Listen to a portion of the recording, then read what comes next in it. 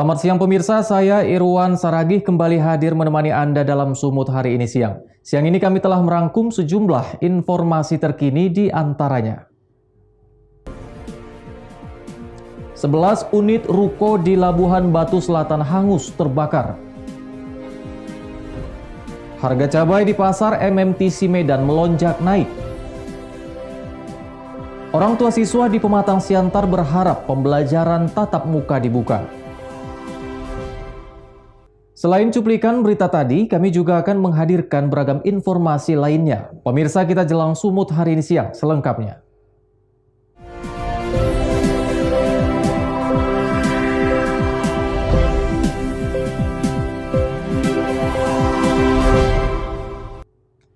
Kita ke informasi pertama, pemirsa. Kebakaran hebat terjadi di Kota Pinang, Labuhan Batu Selatan. Sedikitnya 11 unit rumah toko yang berdiri berjajaran hangus terbakar. Beruntung tidak ada korban jiwa dalam kejadian ini. 11 ruko yang berada di pusat kota Jalan Jenderal Sudirman, Kota Pinang, Labuhan Batu Selatan, Sumatera Utara pada Minggu malam ludes dilalap si jago merah. Bangunan ruko yang sebagian terbuat dari material yang mudah terbakar membuat api cepat membesar, sehingga petugas pemadam kesulitan memadamkan api. Kasat Reskrim Polres Labuhan Batu, AKP Parik Hesit, yang turun ke lokasi kebakaran, membenarkan peristiwa tersebut. Dirinya menyebutkan, berdasarkan informasi sementara, kebakaran yang menghanguskan 11 ruko ini diduga berawal dari salah satu ruko yang menjual bahan-bahan yang mudah terbakar. Ya, jadi betul pada hari Minggu tanggal 7 Maret tadi sekitar jam 19.00 berdasarkan dari saksi yang mengetahui bahwa awal titik api bermula dari toko kain Fauza. Dari atapnya keluar api, kemudian api merembet sampai membakar 11 ruko di sebelah kanan dan maupun di sebelah kirinya. Saat ini masih proses pemadaman, namun tidak ada korban jiwa maupun korban luka. Kerugian material belum bisa diperkirakan, masih dihitung karena sebagian toko juga ada yang sempat menyelamatkan barang-barang yang ada di dalam rukonya. Penyebab kebakaran besok kami akan melakukan pemeriksaan TKP, olah TKP di kejadian untuk mengetahui penyebab kebakaran serta informasi secara lebih rinci lagi, lebih mendalam apa yang menyebabkan kebakaran dan dari mana sumber titik apinya. Ucok Sitorus melaporkan untuk Evarina TV.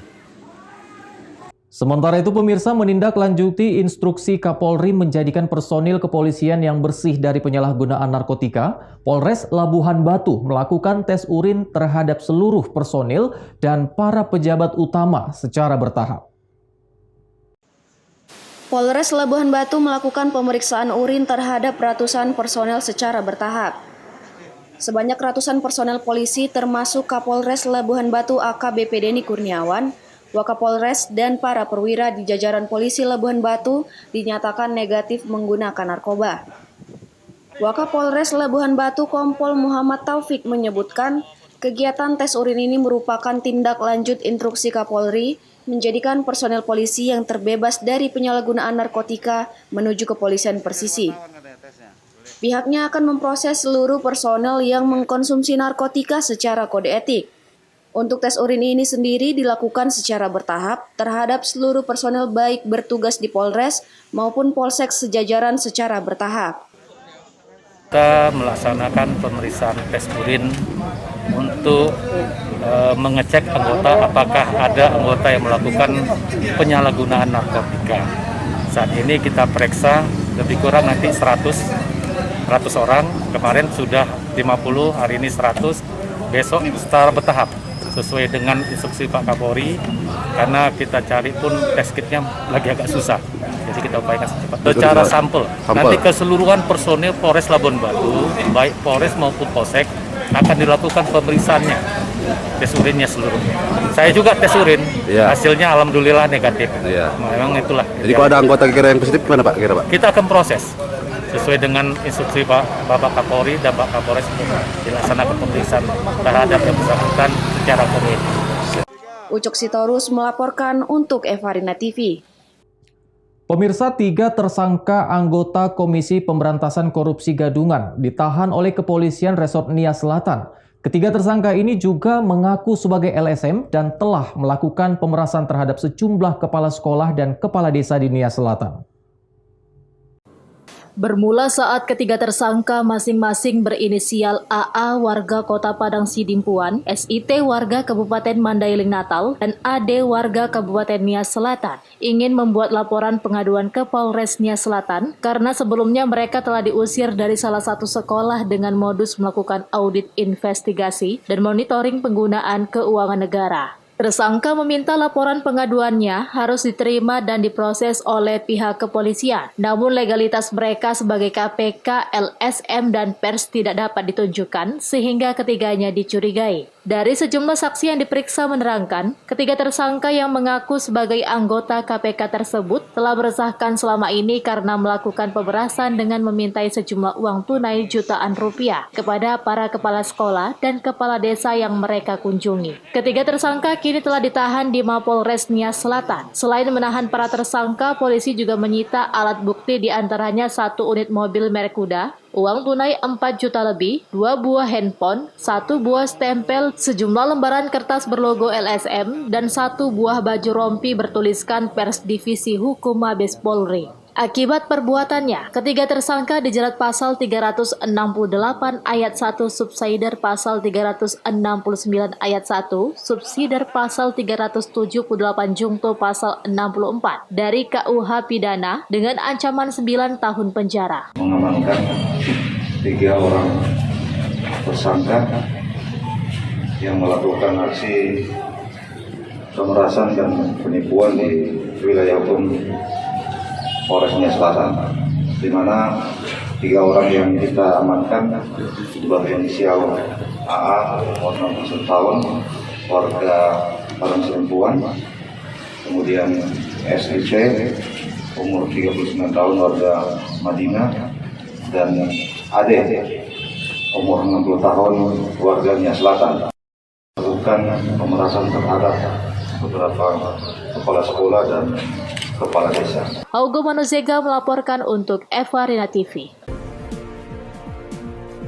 Harga cabai di pasar MMTC Medan melonjak. Beritanya akan hadir sesaat lagi.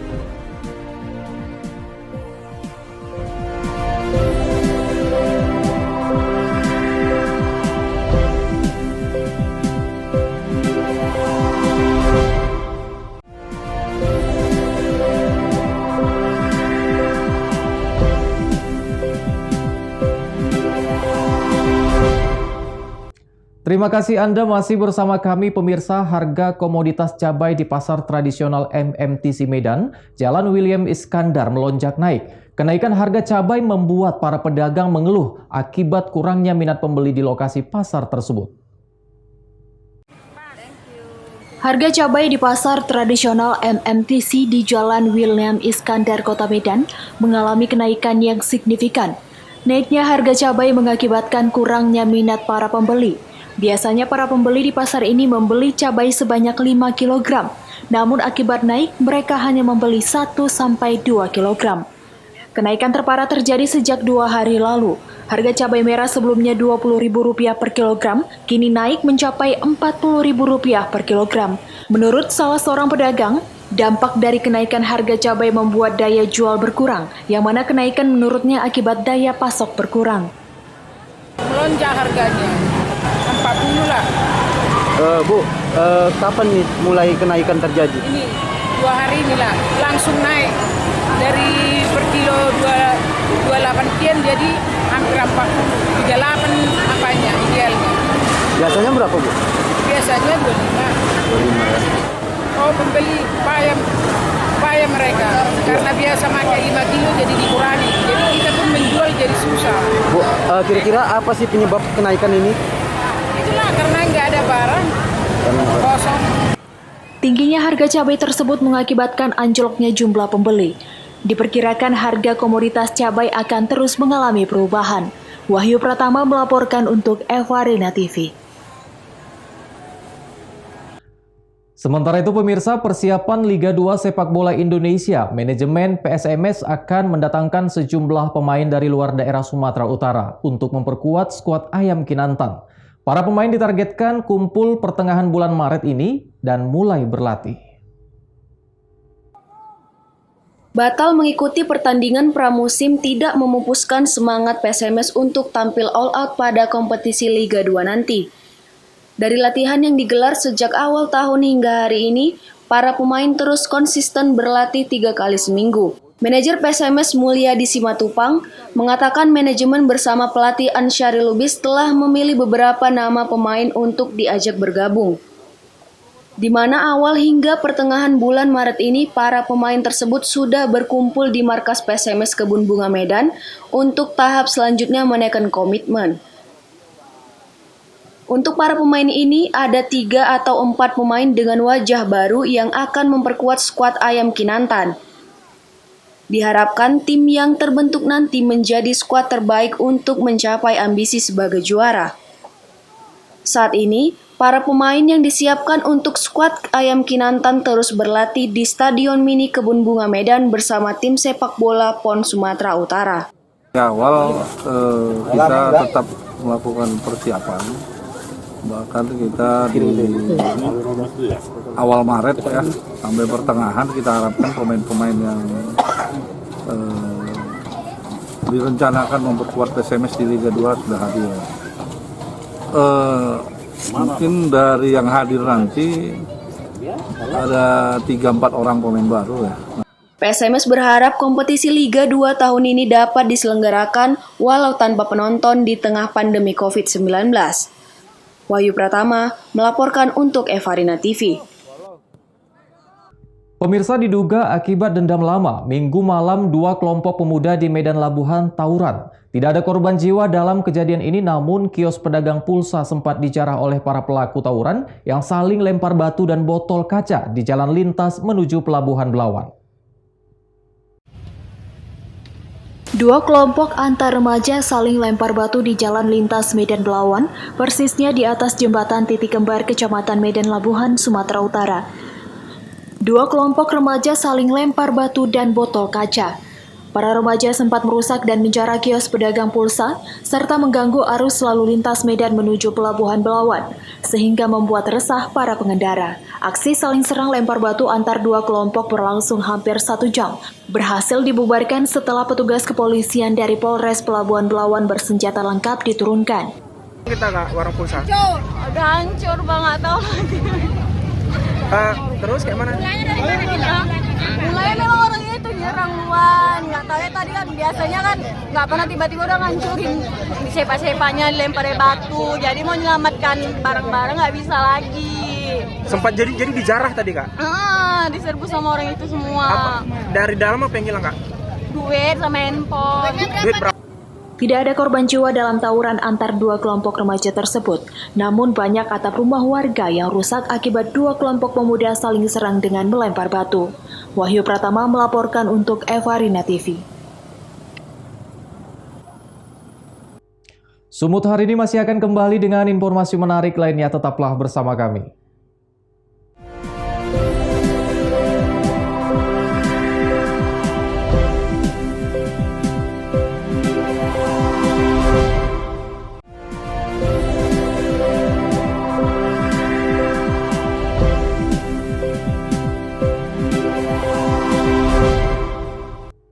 Terima kasih Anda masih bersama kami pemirsa. Antisipasi penyelundupan barang ilegal hingga peredaran narkoba dan minuman keras, petugas Bea dan Cukai menurunkan alat X-ray untuk dapat melihat isi seluruh barang di dalam kontainer.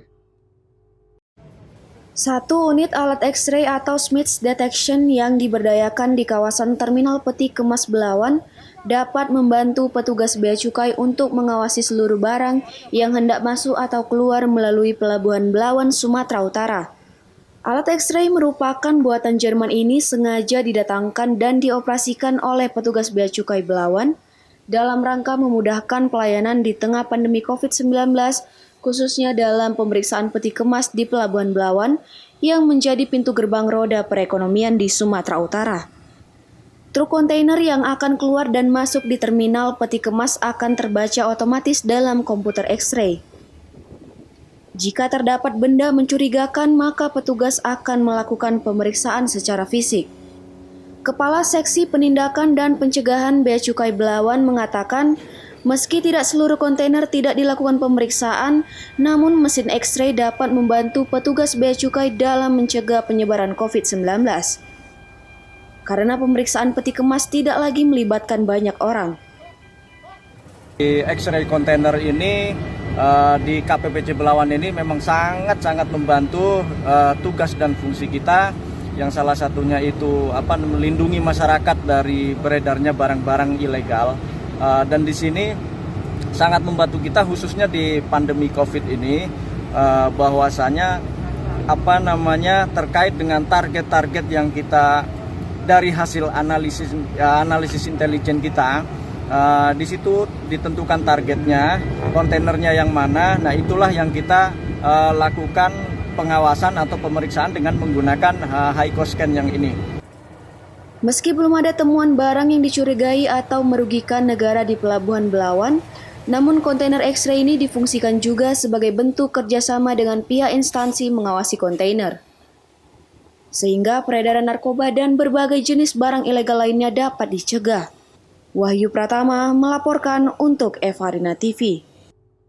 Sementara itu pemirsa, sejak adanya wabah COVID-19 yang melanda Indonesia, pembelajaran sekolah dilaksanakan secara daring. Hal ini membuat banyak dari orang tua siswa kewalahan untuk menghadapi hal tersebut. Akibat banyaknya biaya tambahan dan waktu yang tersita untuk membantu anak-anak mereka belajar, khususnya anak di tingkat sekolah dasar. Pembelajaran yang diterapkan secara daring atau online oleh pihak sekolah melalui peraturan Kementerian Pendidikan terpaksa harus dilaksanakan guna melakukan pencegahan penularan wabah COVID-19. Namun hal ini banyak membuat orang tua dari para siswa, khususnya orang tua siswa di tingkat sekolah dasar, merasa pembelajaran daring menjadi sangat memberatkan, di mana setiap orang tua siswa harus menyediakan 1 unit Android untuk mengikuti pembelajaran melalui aplikasi Ruang Guru dan grup WhatsApp. Beberapa orang tua siswa yang ada di Kota Pematang Siantar, Sumatera Utara berharap setelah hampir 1 tahun dilaksanakannya pembelajaran daring ini, pemerintah dapat kembali membuka sekolah dengan sistem pembelajaran tatap muka. Para orang tua siswa juga mengatakan pembelajaran tatap muka dan langsung dilakukan di sekolah jauh lebih baik dan efektif dibanding dengan pembelajaran secara daring atau online. Kalau menurut saya orang tua dari siswa ya, kalau pembelajaran daring ini sebenarnya kurang cocok gitu. Karena gini, satu, anak-anak ini kurang terkontrol oleh guru. Yang pertama. Yang kedua, akhirnya anak-anak ini lalai dengan belajarnya. Karena dia kan sistemnya sistem daring online. Kan kadang ada juga yang kita tidak punya handphone, ada yang tidak punya aplikasi atau gimana gitu. Jadi kita sebagai orang tua jadinya sulit. Jadi menurut kakak kalau untuk harapan ke depan ke pemerintah gimana? Kalau harapan ke depannya saya selaku orang tua, kalau bisa ya saya minta itu ya seperti semula, tatap muka dengan guru. Itulah yang saya harapkan. Kalau untuk saat ini kak, biaya-biaya untuk daring ini kakak merasa sulit, keberatan atau gimana? Sangat-sangat sulit dan sangat-sangat keberatan. Karena kan kita harus mempunyai HP Android. Sementara HP Android itu kan tidak murah. Mana lagi kita harus membeli paketnya. Paket itu kalau untuk yang 1,5 aja itu untuk sekali mata pelajaran. Jadi 1 hari itu mau berapa paket. Karena anak saya itu 3 yang harus memakai daring ini. Nama lengkap kakak siapa? Susilawati. Okay. Sementara tidak sedikit dari anak-anak yang belajar secara daring menjadi terpengaruh dengan permainan game online, di mana setiap anak selesai atau sedang belajar online selalu menyempatkan untuk bermain game hingga dapat merusak moral dan mental anak. Penta News Sembiring melaporkan untuk Evarina TV. Pemirsa, informasi tadi sekaligus mengakhiri pertemuan kita dalam Sumut hari ini siang. Saya Irwan Saragih mewakili kerabat kerja yang bertugas pamit undur diri dari hadapan Anda. Terima kasih atas kebersamaannya dan sampai jumpa.